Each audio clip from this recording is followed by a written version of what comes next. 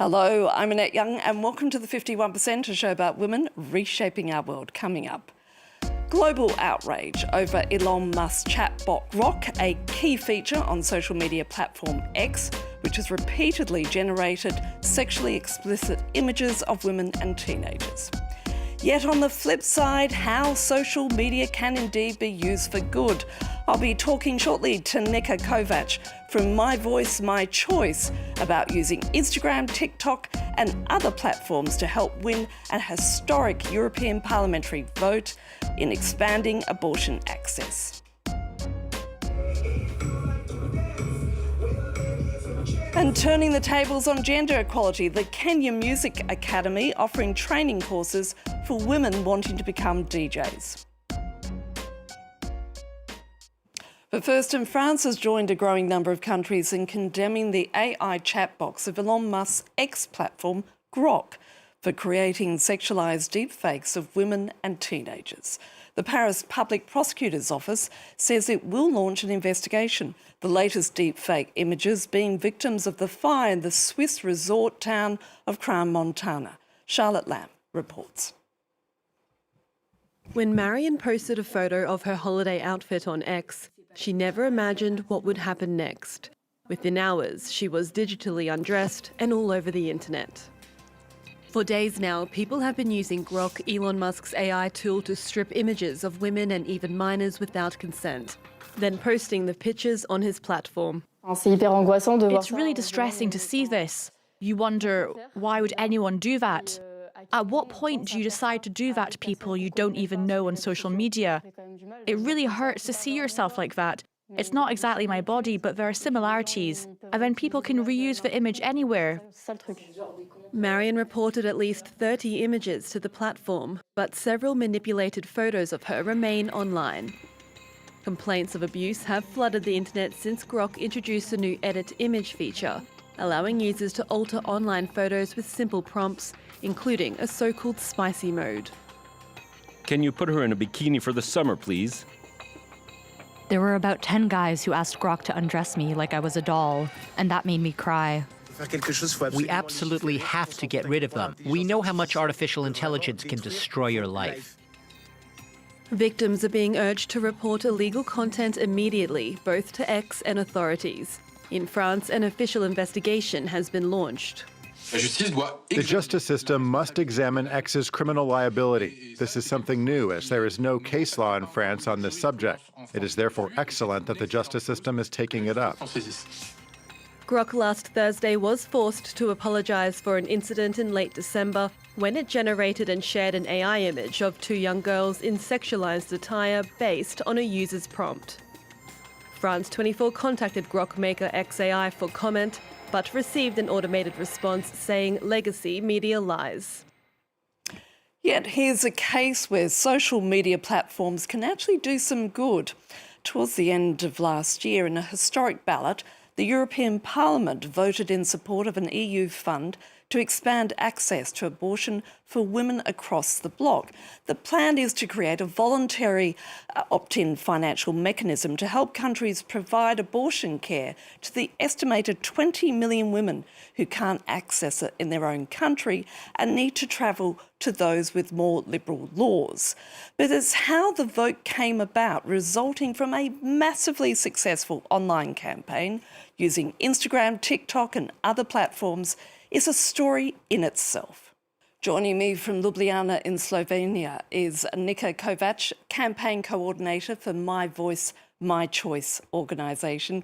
Thank you so much for your time, Nika. Let's start from the very beginning. How did this all come about? So everything started when I was living in US and Constitutional Court took away the reproductive rights from women in the US, and I could see with my own eyes how people were scared and helpless. And I became obsessed with the idea to protect reproductive rights in the Europe.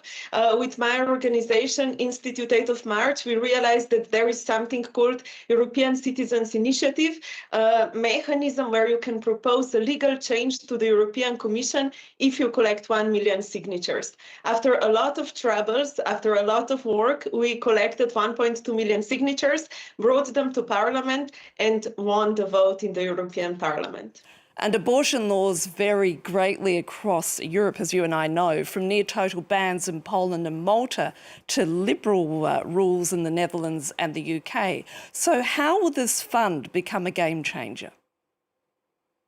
Yeah, basically, as you said, there are 20 million of women in Europe who do not have access to safe abortion. And what we are proposing to European Commission is that they create a financial mechanism which would allow women who cannot get abortion in their own country, like you said, women from Poland, Malta, also Italy and Croatia, where doctors do not want to perform abortion, to travel to the places where they can get abortion safely, and those procedures would be funded by the European Union. Why is this important? Because abortion is basic healthcare, and we cannot afford that women die because of lack of access to the doctors.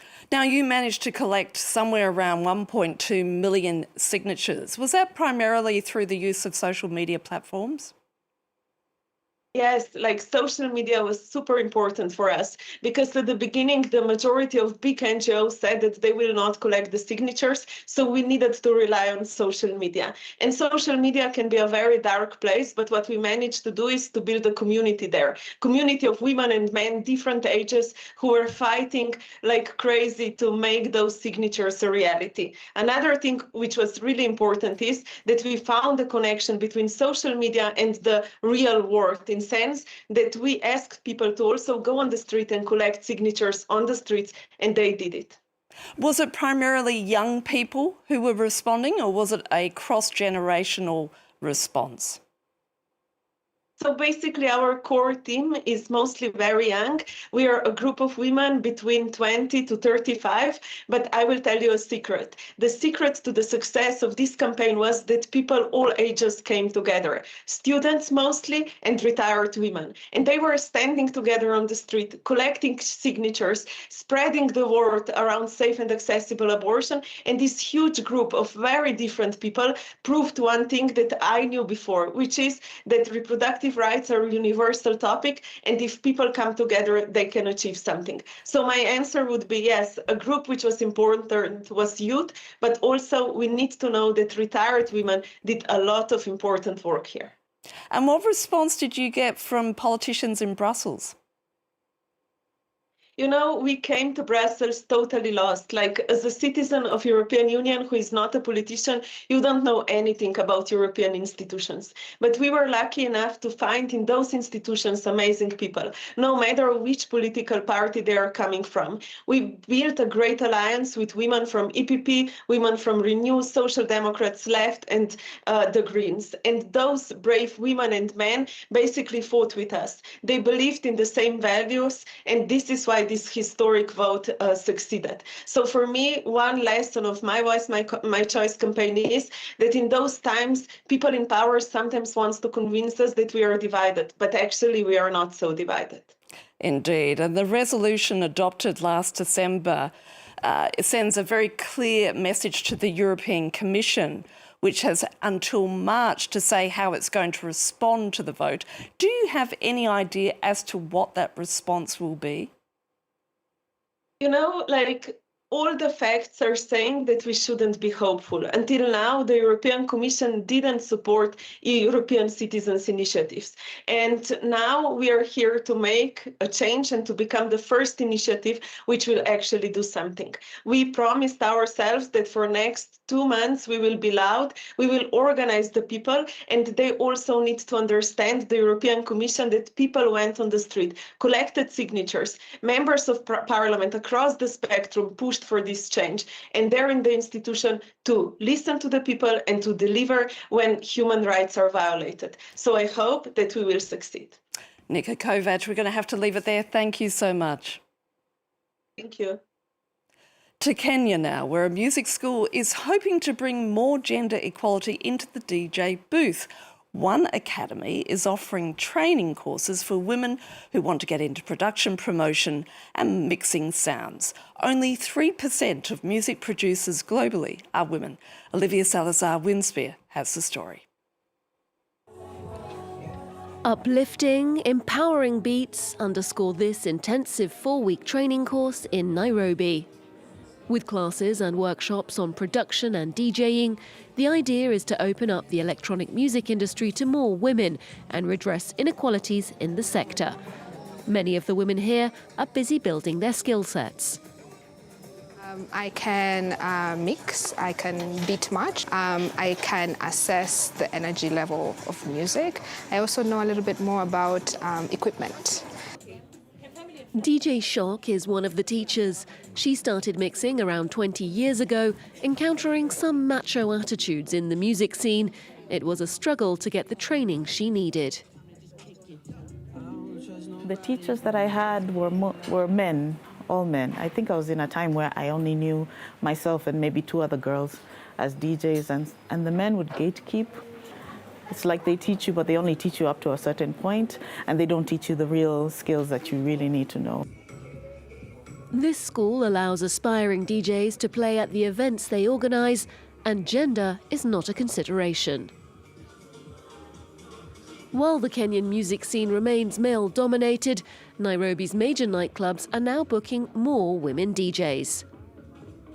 There are a lot of even like female DJs in the scene now, way more, and I'm glad that we have spaces where we're seen and we're taken as seriously as our male counterparts. Yeah, women are coming. The women are coming. And it looks like they're taking over the decks all over the world. According to the Female Pressure Music Network, 30% of artists featured at electro festivals in 2023 were women, compared to just 10% in 2012. Wonderful to see. And that's it for this edition. So until our next show, bye for now.